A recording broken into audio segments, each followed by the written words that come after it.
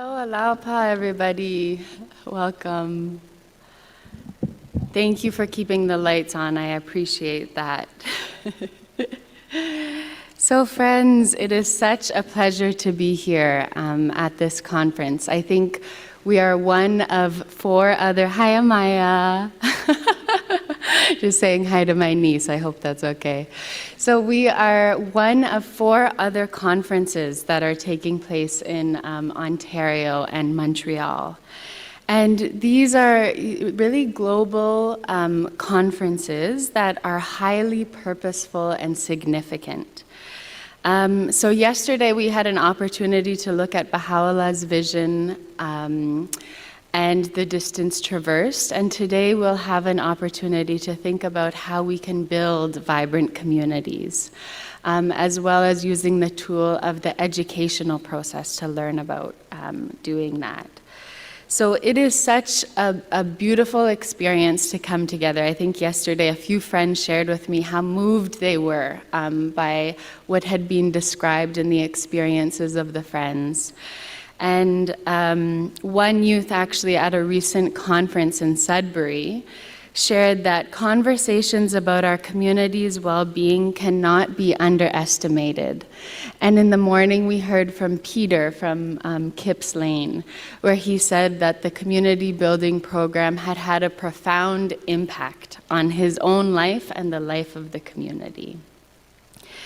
So friends, we are at such an important moment in the history of the faith.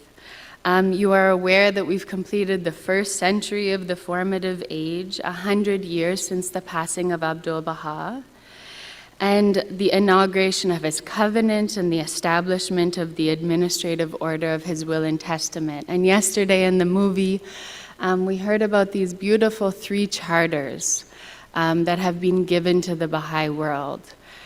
The tablets of the divine plan, which is really to help the friends understand how the faith can spread across the world. The will and testament of Abdu'l-Baha, which allows us to think about the strengthening of the administrative order.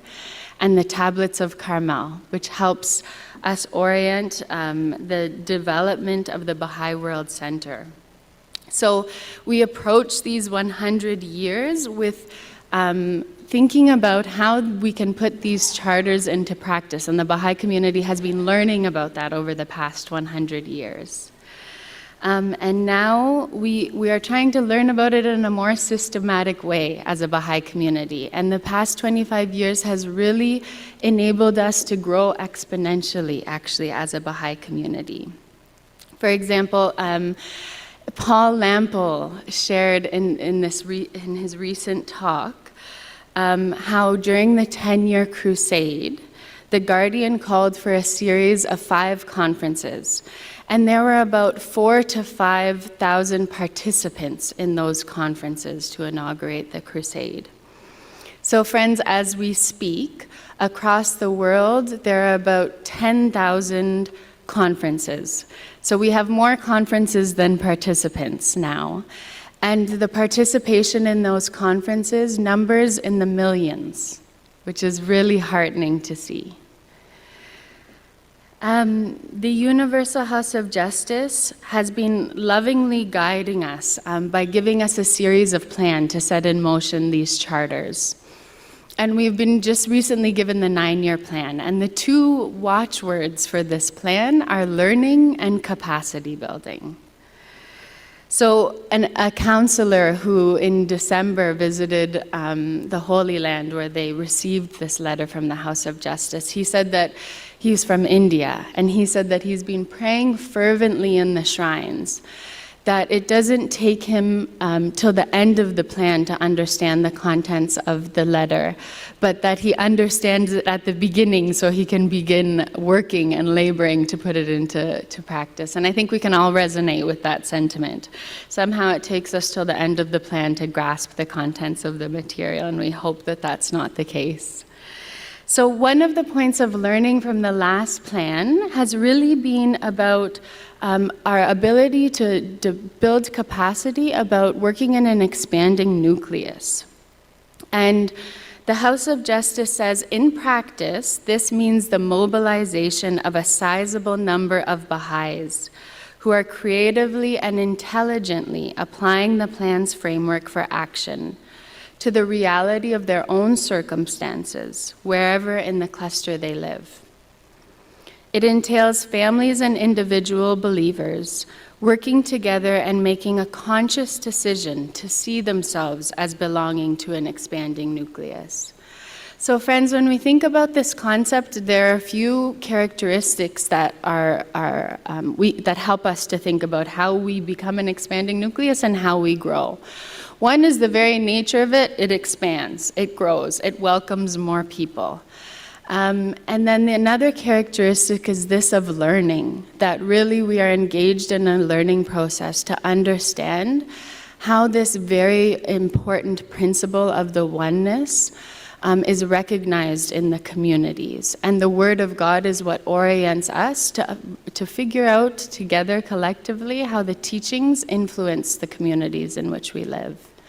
And friend, I'll share one example from this woman who is from Brazil, a cluster in Brazil. Not many Baha'is live in this cluster. And she went to a teaching project where she learned about this concept of an expanding nucleus. And I apologize if people have heard this story before. Bear with me.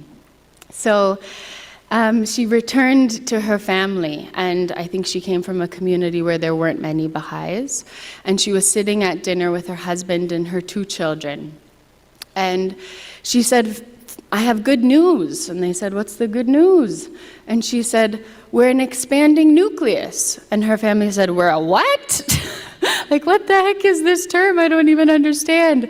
And she said, "So we're as a family, we're going to think about how we can engage our neighbors and the people around us in this process of learning." And so she had each one of her family members write down a list of their friends. And they wrote down long lists, actually, of people that they could begin having this conversation with.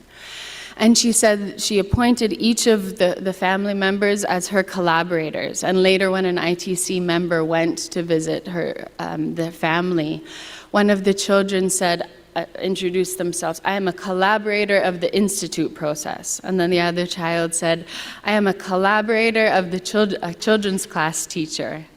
And so what they did is they wrote down their list of friends, all beginning just with themselves, because this was all they had.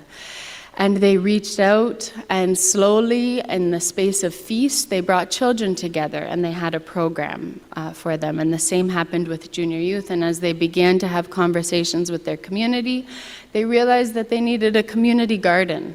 So they started a community garden. And there were 3 women who started to show an interest in thinking about the well-being of their community. And so they started meeting daily, and they would just read very simply a verse from the Universal House of Justice about how to help the community think about their aspirations and apply it to the development of their community. And they began a process of learning. They'd go, they'd try, they'd say that didn't work, that person didn't respond well, they'd come back, they'd look at the guidance, they'd do it again. So they began this process, this dynamic process of learning together. And slowly, in a period of 8 months, one other thing was that many of the mothers were thinking about the spiritual education of their children, and they went through the Institute process and began teaching children's classes.